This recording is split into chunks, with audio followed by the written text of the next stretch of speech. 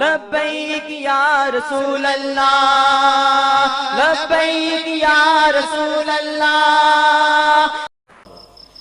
ایک عام آدمی تو پریشان ہے کہ میں جاؤں تو کدھر جاؤں۔ ایک آدمی کو کئی آدمی کھینچ رہے ہیں، کوئی کہہ رہا ہے میں سچا، کوئی کہہ رہا ہے میں سچا، اور ہر شخص دلائل دے رہا ہے، اور وہ شخص ایک عجیب مخمصے میں مبتلا ہے۔ کبھی آپ نے دیکھا ہو لاری اڈے پہ کہ سواری جب کسی جگہ پہ جانے کے لیے قدم رکھتی ہے تو کوئی اس کا سامان چھین کے لے جاتا ہے، کوئی کنڈکٹر اس کا بچہ چھین کے لے جاتا ہے، اور کوئی اس کو بازو سے پکڑ کے کسی جانب کھینچ رہا ہوتا ہے، اور بعض کا سواری پریشان ہوتی ہے اور وہ غصے میں آ کہتی ہے میں نے کہیں نہیں جانا۔ تو عجیب وہ مخمصے میں مبتلا ہوتی ہے کہ میں جو ہے وہ کس کے ساتھ جاؤں۔ آج کل فرقہ بازوں نے بھی یوں سلسلہ کیا ہوا ہے کہ وہ لوگوں کو پریشان کر رہے ہیں، اور بہت سارے لوگ ہیں کہ جو مذہب سے بیزار ہو جاتے ہیں، وہ کہتے ہیں سارے جھوٹے ہیں۔ گو ایک طبقہ ایسا بھی ہے جو کہتے ہیں کہ جی سارے سچے ہیں، حالانکہ یہ بھی درست نہیں ہے، یہ بات معقول نہیں ہے کہ سب سچے ہوں، اور یہ بھی درست نہیں ہے کہ سب جھوٹے ہوں۔ ہم نے خیر کو اور حق کو تلاش کرنا ہے، اور ہم نے ڈھونڈنا ہے کہ اچھائی اور خیر اور بھلائی کہاں ہے، اور ڈھونڈنے کے لیے آسان طریقہ ہے کہ ہم حضور علیہ السلام کے دور کو دیکھیں اور حضور کے زمانے کو دیکھیں۔ میرا ایک درویش سا دوست ہے، اس کو کسی نے پوچھا کہ جناب آپ کا مذہب کیا ہے، تو اس نے کہا کہ میرا وہی مذہب ہے جو میرے والدین کا مذہب تھا۔ تو اس نے مزید سوال کیا کہ آپ کے والدین کا مذہب کیا ہے، کہا وہی جو ان کے ابا و اجداد کا تھا۔ تو اس نے پھر تیسرا سوال کیا کہ اس کے ابا و اجداد کا مذہب کیا تھا، کہا وہی جو مدینے سے معین الدین چشتی اجمیری لے کر آئے تھے۔ یہ فرقے، یہ گروہ بعد میں بنے ہیں، جو مسلک، جو مذہب بزرگان دین لے کر آئے ہیں، جو حضرت داتا گنج بخش علی اجمیری لے کر کے آئے ہیں، جو حضرت عطائے رسول معین الاسلام حضرت معین الدین چشتی اجمیری دین لے کر کے آئے ہیں، وہ یہ موجودہ فرقوں والا دین نہیں تھا۔ ہم اس دین کو تلاش کریں کہ وہ دین کیا ہے، اور اس دین کی پیروی کریں، وہ سچا دین ہے اور وہ خالص دین ہے۔ یہ باقی فرقہ بندیاں، یہ گروہ، یہ بعد میں بنے ہیں۔ اس لیے اپنے بزرگوں کے دین کو نہ چھوڑیں۔ حضرت امیر ملت پیر سید جماعت علی شاہ رحمۃ اللہ تعالی علیہ فرمایا کرتے تھے لوگوں جوتے پرانے ہو جائیں تو بدل لو، لباس پرانا ہو جائے تو بدل لو، پگڑی پرانی ہو جائے تو بدل لو، لیکن عقیدہ پرانا ہی ٹھیک ہے، وہ نہ بدلنا۔ وہ جو بزرگوں کا آ رہا ہے، جو تسلسل کے ساتھ آ رہا ہے۔ اور ایک روایت میں علیکم بدین العجائز، تمہارے اوپر بوڑھی عورتوں کا دین ہے۔ حضرت ابو المعالی الجوینی نیشہ پور کے بہت بڑے بزرگ گزرے ہیں اور بہت بڑے عالم گزرے ہیں۔ جب آپ کا آخری وقت آیا تو آپ نے فرمایا کہ لوگوں تم گواہ بن جاؤ، میں عقائد اور نظریات کی لمبی بحث سے تنگ آ کر کے آنا اموتو علی عقیدت عجائز اہل نیسا پور، میں نیسا پور یعنی نیشہ پور کی بوڑھی عورتوں کے دین پہ مر رہا ہوں۔ تم اس بات پہ گواہ ہو جاؤ کہ نیشہ پور کی جو بوڑھی عورتیں ہیں میں ان کے دین پہ مر رہا ہوں، کیونکہ جو آباء و اجداد کا دین ہے وہی سچا دین ہے، اور جو دین بعد میں بدلا جائے گا وہ یقیناً بدلی ہوئی ایک صورت ہوگی، وہ ایک نیا ایڈیشن ہوگا۔ اس لیے اپنے بزرگوں کے عقائد اور بزرگوں کے نظریات کو کبھی نہ چھوڑنا۔ علامہ اقبال جن کو ترجمان حقیقت بھی کہتے ہیں، انہوں نے بڑی خوبصورت بات اس انداز میں کی، اجتہاد عالمان کم نظر اقتدا بر رفتگاں محفوظ تر۔ وہ کہتے ہیں کہ کم نظر علماء کے اجتہاد سے بہتر ہے کہ جو پہلے لوگ گزر گئے ہیں ان کی پیروی کی جائے۔ عقل آبایت ہوس فرسودہ نیست، کار پاکاں از غرض آلودہ نیست۔ کہتے ہیں تمہارے آباء و اجداد کی جو عقل تھی وہ لالچ سے پرانی نہیں ہو گئی تھی، فرسودہ نہیں ہو گئی تھی، غرض کی وجہ سے وہ آلودہ نہیں ہوئے تھے۔ انہوں نے انگریزوں سے پیسے نہیں کھائے ہوئے تھے کہ انہوں نے تبدیلی کر لی ہو اپنے نظریات میں، اس لیے ان کا نظریہ وہی تھا جو 14 صدیاں سے چلا رہا ہے۔ ذوق جعفر کاوش راضی نمان، آبروئے ملت تازی نمان، تنگ برما رہ گزارے دین شدے، ہر لئی میں رازدار دین شدے۔ آج ہر کمینہ شخص دین کا رازدار بن کے بیٹھ گیا ہے۔ تو اقبال کہتا ہے اجتہاد عالمان کم نظر اقتدا بر رفتگاں محفوظ تر۔ اس لیے جو بزرگ ہیں ان کے عقیدے کو اپنا کر کے رکھیں، اسی میں تمہاری خیریت ہے۔ یہ جتنے بھی اختلافات ہیں وہ بعد میں پیدا ہوئے۔ حضرت شیخ عبدالحق محدث دہلوی بڑی خوبصورت بات کی مدارج النبوت میں لکھتے ہیں، اللہ کا شکر ہے بہت امور میں اختلاف پایا جاتا ہے، کم از کم میرے دور میں حضور علیہ السلام کی حیات طیبہ پر تو کوئی اختلاف موجود نہیں ہے۔ یعنی پوری امت اس بات کو مانتی ہے کہ حضور قبر اطہر میں زندہ ہیں۔ تو کہتے ہیں امت میں بڑے اختلافات ہو گئے ہیں لیکن ابھی تک یہ اختلاف نہیں ہوا، تو اس کا مطلب یہ ہے کہ اب اس عنوان سے بھی جو اختلاف پایا جاتا ہے تو یہ حضرت شیخ عبدالحق محدث دہلوی کے بعد پیدا ہوا ہے، ان کے زمانے تک یہ اختلاف بھی موجود نہیں تھا، اس لیے بعد میں اختلافات پیدا ہوئے اور امت کو جو ہے وہ گروہ در گروہ تقسیم کر دیا گیا۔ علامہ نبہانی نے لکھا ہے اول من انکر التوسل والاستغاثہ والنداء هو ابن تیمیہ، پہلا شخص جس نے توسل، استغاثے اور ندا کا انکار کیا وہ ابن تیمیہ تھا۔ اس سے قبل امت میں اس عنوان کے ساتھ کوئی اختلاف موجود نہیں تھا، سارے جھولیاں پھیلا پھیلا کے استغاثہ کیا کرتے تھے۔ مسیلمہ کذاب کے مقابلے میں جو جنگ ہوئی ہے، اس جنگ کے اندر حضرت خالد بن ولید نے لکھا کہ ہم بھی اللہ اکبر کا نعرہ لگاتے ہیں، وہ بھی آگے سے اللہ اکبر کا نعرہ لگاتے ہیں، سمجھ نہیں آتی اپنا کون ہے بیگانہ کون ہے۔ تو حضرت صدیق اکبر نے ان کو کہا کہ جب وہ اللہ اکبر کا نعرہ لگائیں تو تم یا رسول اللہ کا نعرہ لگاؤ۔ وَقَانَ شِعَارُهُمْ يَوْمَئِذٍ یا محمد ہو، اس دن اہل ایمان کی پہچان ہی یا محمد کہنا تھا۔ اس لیے ہم اپنے آباء و اجداد کے دین کو دیکھیں اور نئے نئے ادیان اور نئے نئے رنگ نہ اپنائیں کہ بعد میں آج اگر ہمیں یہ تبدیلی کرنی پڑ گئی ہے کچھ لوگوں کو کہ وہ نماز کے اندر ربنا اغفر لی والوالدی نہیں پڑھتے کہ ہمارے والدین کے عقائد ٹھیک نہیں تھے، ان کے لیے دعا نہیں ہو سکتی، تو اگر کل اسلام کا کوئی اور نیا ایڈیشن آ جاتا ہے تو پھر تمہاری اولادوں کو جو ہے کوئی اور تبدیلی لانا پڑے گی اور ان کے نزدیک تم بھی کافر ہو جاؤ گے۔ اس لیے اللہ کا خوف کرو اور جو بزرگوں کے عقائد چلے آ رہے ہیں ان کے اندر تبدیلی نہ کرو۔ کچھ لوگوں نے امت مسلمہ کے اندر بگاڑ پیدا کرنے کے لیے امت کو فرقہ فرقہ کر دیا، پہلے فرقہ فرقہ کیا، پھر ان کو جو ہے وہ تشدد پہ ابھارا، پھر ان کے ہاتھوں کے اندر اسلحہ دیا، اور آج یہ ہے کہ ایک مسلمان دوسرے کا گلا کاٹ رہا ہے۔ امت مصطفیہ آپس میں دست و گریبان ہے، چھوڑ کے آپ کا دامن رحمت، آقا ہم سے بھول ہوئی، کھو دی اپنی قدر و قیمت، آقا ہم سے بھول ہوئی، دیکھ ہماری آنکھ مچولی، اپنے سینے اپنی گولی، بھول گئے ہم در سے اخوت، آقا ہم سے بھول ہوئی، بن کے سیم و زر کے بندے، تن کے ستھرے من کے گندے، لٹ گئی ہم سے فقر کی دولت، آقا ہم سے بھول ہوئی۔ اب بھی حضور کی دہلیز پہ آ جائیں اور عرض کریں کہ دنیا کے ٹھکرائے ہوئے ہیں، تیرے در پہ آئے ہوئے ہیں، کھول دے اپنا دامن رحمت، آقا ہم سے بھول ہوئی۔ تو عقیدے کی بنیاد اپنے بزرگوں کے عقائد کو رکھیں، سارے مسائل حل ہو جائیں گے، ورنہ کیل اقوال، دلائل، مناظرے، اس سے جو ہے وہ نتائج نہیں ملیں گے۔ جو بزرگوں کے عقائد تھے، آباء و اجداد کے عقائد تھے، وہی عقائد رکھیں، اور وہی سچے عقائد تھے اور وہی ستھرے عقائد تھے۔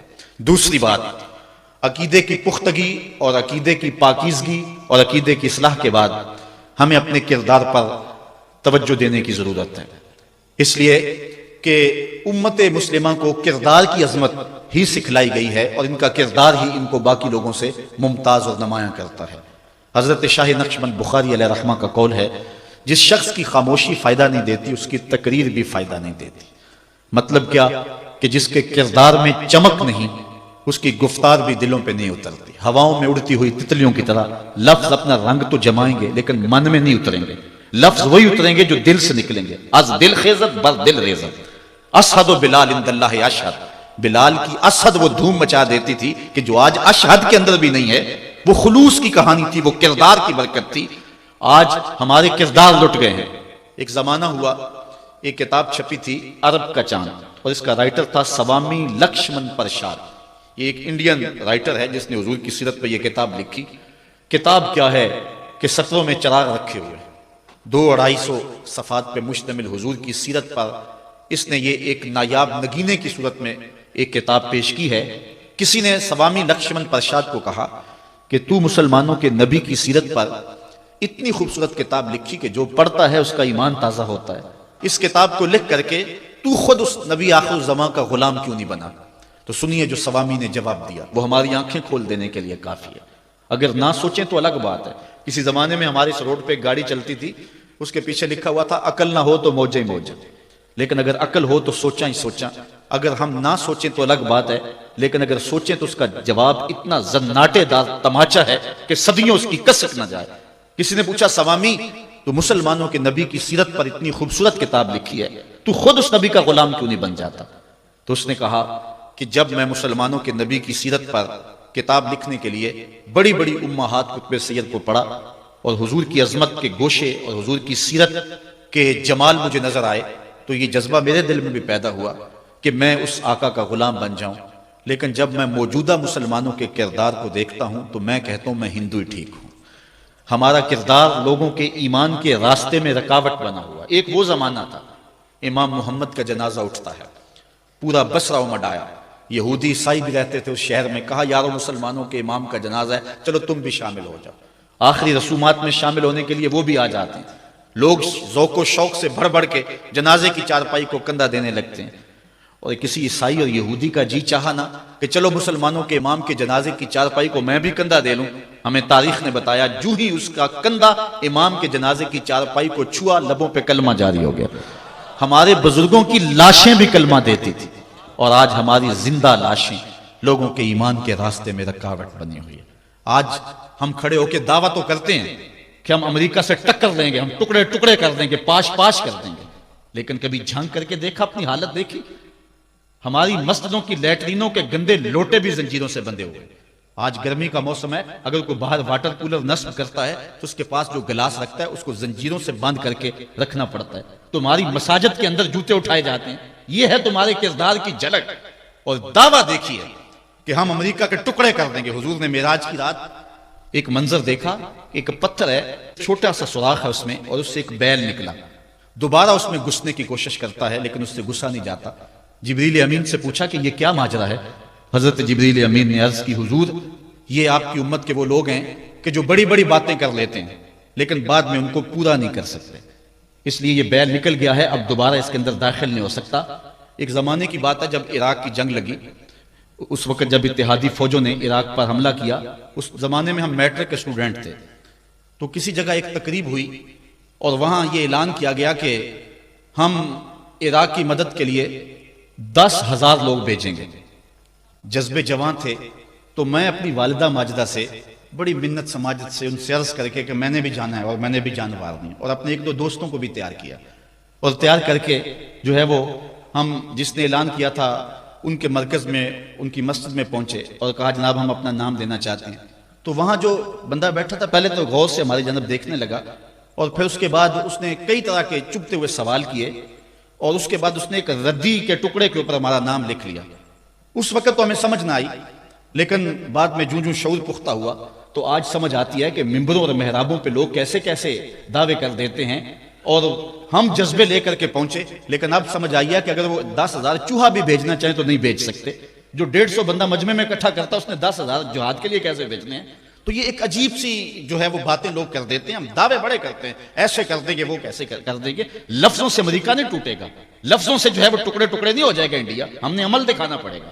صرف ہم ان کی طرف نفرت سے تھوک دیں تو ان کی توپوں میں کیڑے نہیں پڑ جائیں گے، ہمیں اس کے مقابلے میں کچھ کرنا ہوگا۔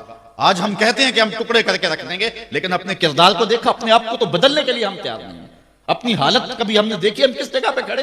اپنے آپ کو تبدیل کریں اور اپنے اندر تبدیلی لائیں، اپنے اندر ایک تغیر پیدا کریں اور اپنی ذات کو مؤثر بنائیں۔ بالخصوص جو ذمہ دار لوگ ہیں، جو وارثان محراب و منبر ہے، اگر جو بات کرتے ہیں اس کے پیچھے عمل کا زور ہوگا تو پھر بات اثر کرے گی، پھر کوئی وجہ ہی نہیں ہے کہ بات دل تک نہ پہنچے۔ از دل خیزت بس دل ریزت، دل سے نکلے گی دل تک پہنچے گی۔ اور تمہیں مدینے کی گلی کا واقعہ سناؤں۔ ایک عورت ہے، مسجد نبوی میں نماز پڑھنے جاتی ہے، یہ حضرت عمر کے دور خلافت کی کہانی ہے۔ تو ایک نوجوان راستہ روک کے کھڑا ہو جاتا ہے۔ ایک دن اس عورت نے رک کر کے کہا کہ میں کتنے دنوں سے دیکھ رہی ہوں کہ تم میرے راستے میں مزاحم ہوتے ہو، کیا ماجرا ہے؟ اس نے کھل کے بات کی کہ میں تیرا چاہنے والا ہوں اور تجھے حاصل کرنا میری زندگی کی معراج ہے، اور تیرے لیے آسمان سے تارے بھی توڑنے پڑے تو گریز نہیں کروں گا۔ اس نے کہا اچھا میری ایک شرط ہے۔ اس نے کہا بتاؤ، جلدی بتاؤ، لب کھولو، میں ابھی پوری کر دوں گا۔ کہا نہیں، چھوٹی سی بات ہے، 40 دن تک حضرت عمر کے پیچھے نمازیں پڑھ لو، اس کے بعد 40ویں دن کی آخری نماز کے بعد اسی وقت میں تمہارا انتظار کروں گی، پھر جدھر کہو گے چل پڑیں گے۔ کہا ٹھیک، یہ کون سی مشکل بات ہوئی 40 دن نمازیں پڑھنے سے؟ اگر تو مل جائے تو میرے لیے کون سا یہ مشکل معاملہ ہے۔ 40 دن حضرت عمر کے پیچھے نمازیں چلتی رہی، دل کی دنیا تبدیل ہوتی رہی۔ 40ویں دن کی آخری نماز کے بعد جب وہ نوجوان واپس پلٹنے لگا تو وہ لڑکی حسب وعدہ وہاں کھڑی تھی، لیکن اس نے دیکھا نہیں، یہ نظر جھکا کے گزر رہا ہے۔ اس نے کہا جانے والے توجہ کر، میں تیرے لیے کھڑی ہوں۔ کہا خیر سے کھڑی رہو۔ عمر نے دل کا تعلق رب سے جوڑ دیا۔ اگر میرے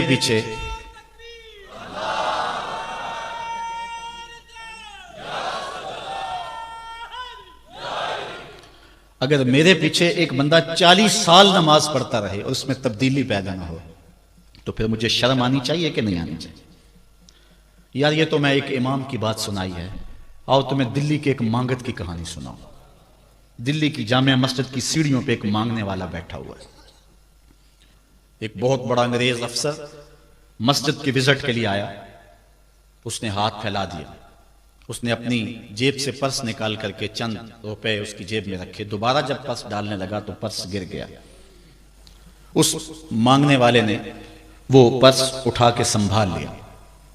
خیر کچھ وقت گزرا، 1 سال کے بعد دوبارہ وہی افسر اس مسجد کی زیارت کے لیے، مسجد کو دیکھنے کے لیے، سیر کے لیے دوبارہ آیا تو فقیر نے پہچان لیا کہ یہ وہی ہے۔ اس نے کہا بابو جان ذرا 2 لمحوں کے لیے رکنا۔ کہا کیا ماجرا ہے؟ کہا بس 2 لمحوں کے لیے۔ دوڑ کے گیا، اپنی کٹیا سے وہ پرس نکال کے لے آیا اور اس کے ہاتھ میں کہا کہ پچھلے سال آپ آئے تھے، آپ کا یہ پرس گر گیا تھا آپ کی جیب سے، میں ڈھونڈتا رہا لیکن آپ نہیں مل پائے، میں نے سنبھال کے رکھا تھا کہ شاید دوبارہ کبھی ملیں تو میں ان کو دے دوں گا۔ اس کی آنکھیں پھٹی کی پھٹی رہ گئی۔ اس نے کہا جو ٹگا ٹگا مانگ رہا ہے، اتنا قیمتی پرس اور اس میں اتنی رقم، تو آسودہ زندگی گزار سکتا تھا، تو یہ پرس واپس کیوں کر رہا ہے؟ اس نے کہا مانگنے کی بات اور ہے لیکن یہاں ماجرا اور ہے۔ اس نے کہا کیا ماجرا ہے؟ اس نے کہا کہ اگر تیرا پرس میں سنبھال لیتا، رکھ لیتا، کام آ جاتا، 4 دن کی زندگی عیش سے گزر جاتی، لیکن مسئلہ یہ نہیں ہے، مسئلہ یہ ہے تو عیسائی ہے اور میں حضور کا غلام ہوں۔ کل قیامت کے دن اگر تیرے نبی حضرت عیسیٰ نے میرے نبی کے سامنے شکایت لگا دی کہ آپ کے امتی نے میرے امتی کا پرس چرایا تھا، تو پھر میرے نبی کو تیرے نبی کے سامنے شرمندگی اٹھانی پڑے گی۔ تو میں مانگت ضرور ہوں، بے غیرت نہیں ہوں کہ اپنے نبی کو تیرے نبی کے سامنے شرمندہ کروں۔ یہ تو مانگتوں کی کہانی ہے، آج تو بادشاہ لوٹ رہے ہیں، آج تو پیٹ بھر ہی نہیں رہے ہیں اور ہم کہتے ہیں ٹکڑے ٹکڑے کر دیں گے، یہ زبانی دعوے ہیں، جمع خرچ ہیں۔ ایسا نہیں ہوگا، آؤ اپنے اندر تبدیلی پیدا کریں۔